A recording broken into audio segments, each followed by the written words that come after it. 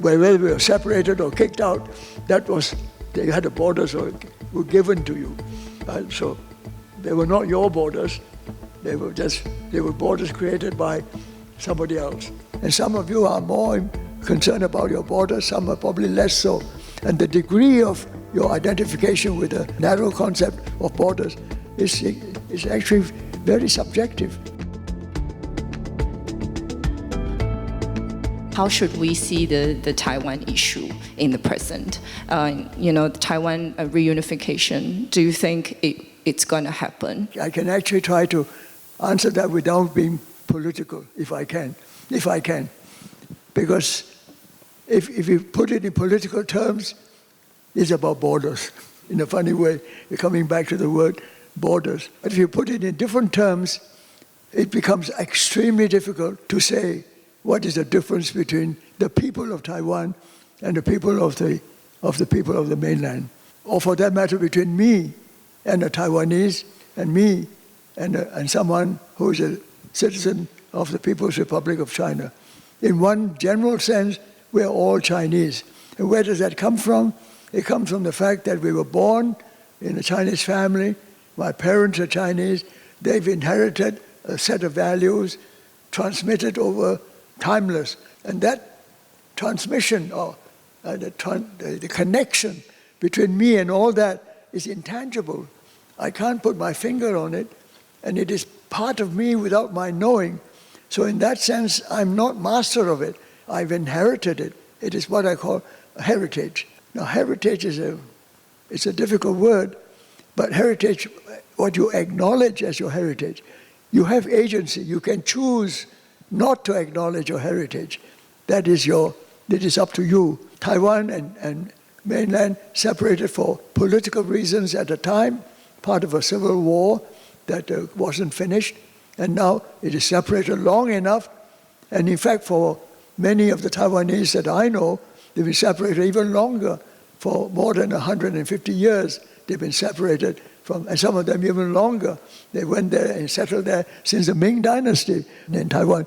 So they feel, well, they don't have to identify with some. If they don't like it, they don't identify. This is their choice. But that is personal and something that they have the right to do. But in terms of the politics of it all, then it's a question of borders of a nation state. So a political decision separated the two, so it has to be resolved politically. Culturally, there is, to me, all the artificial attempts to be 去中国化 and all that is all artificial. It's all political propaganda, political rituals which people have to go through to emphasize this nation-state idea, which is modern. First of all, I learned that everything has got history. And what is truth about history? In fact, the word history and the word Chinese word for history, I discovered they didn't mean the same thing. History in English, which comes from the Greek historia, means an inquiry, research, to investigate something. But it doesn't say it has to be true or not. But then I realized that the Chinese idea of 史, we translate as history, actually doesn't mean history. The word 史 actually means documents. It means records.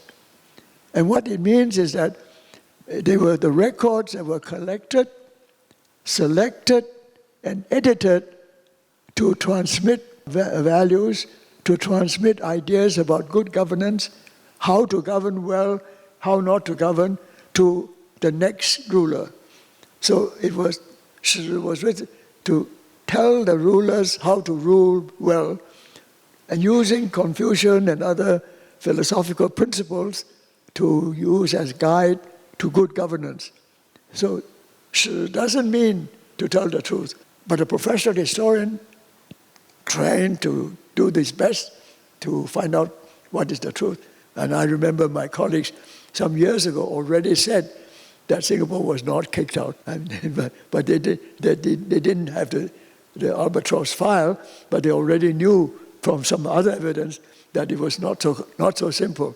It was under a separation, under certain conditions, agreed on both sides. But nevertheless, the thing was, they published it. Incidentally, these have been published. So it's not that it's totally new. It's just that this time, we actually see the evidence in a way that we've never seen the evidence before. I have never, all my life as a historian, I've never seen one event so fully evidenced as in the Albatross Fire exhibition and in the book that I read with tremendous interest, because most events, you don't know that much. They're never, the full story is never told, all its bits and pieces. And that is why when you say, this is a fact, I learned a long time ago as a history student, there is no such thing as a fact. A fact we call a fact is an interpretation. It is the interpretation of the time from the what evidence we know, that is the fact as interpreted based on the evidence available. I suppose one of the, probably the most memorable for me or most important for me was that I don't know why I was always so politically innocent. I thought it was very simple. I'm a Malayan, I shall work for Malaya, and then one day this country will be recognized as a country worthy of being proud of. So, but as you can see, it was not at all simple. Malaya was in the middle of an emergency, and the Malayan Communist Party was supposed to be supported by, sympathized with by most Chinese in Malaya as well as in Singapore. And so everything to do with China, contemporary China, communist China, anything to do with socialism, communism, anything to do with Mao Zedong, Karl Marx, Lenin, Stalin, and all that, everything was banned. And when I was offered a job in Australia where I could study modern China, and the libraries were open, all the books were available, I couldn't resist that. When China became a member of the United Nations, PRC became a member of the United Nations in place of the Republic of China, I could go to, together with my colleagues and students, to go and study in China, even though it was the time of the Cultural Revolution. So that was an extraordinary opportunity for me. And then I discovered that the Malayan government, who still insisted, since I had a Malaysian passport, I needed permission to go to China. The first time I asked for permission to go, they agreed to me to go because it was the first time I just established diplomatic relations. When I asked to go again to pursue my research and with my students and my colleagues, they turned me down. I appealed, they turned me down again. They said, "You've been once, why do you want to go again?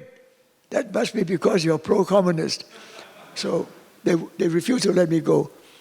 Under those circumstances, by that time I'd been in Australia for about 8 years, and there were other reasons, I decided to give up my Malayan citizenship. So I mention all this because you asked me if I'd gone back to what would I not have done. I would not have been so innocent and naive about Malaya. What is it about Singapore that has made you want to stay here?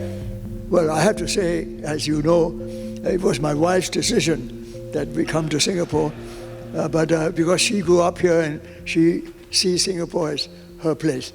And we came here, but always intending to go back to Australia. But as you say, I've stayed here now 30 years, longest I've stayed in any one city. There's no one single reason why. Most of all, to me anyway, Singapore has no borders, which is why the title of the book. Singapore has no borders. No borders. It's a global city. As a global city, it has no borders. Its borders are for very specific purposes. As a nation state, everybody has borders, has no choice. Its border was actually drawn for it. I don't think Singapore chose to be with the borders of Singapore. Whether we were separated or kicked out, they had the borders were given to you. They were not your borders. They were borders created by somebody else. But the borders are not important. What is really important, what is a global city? Singapore is a nation state, a small nation state, can do very little, whether they like it or not. But Singapore is a global city, can do fantastic things. And it does it because it has no borders. Thank you, Professor Wang.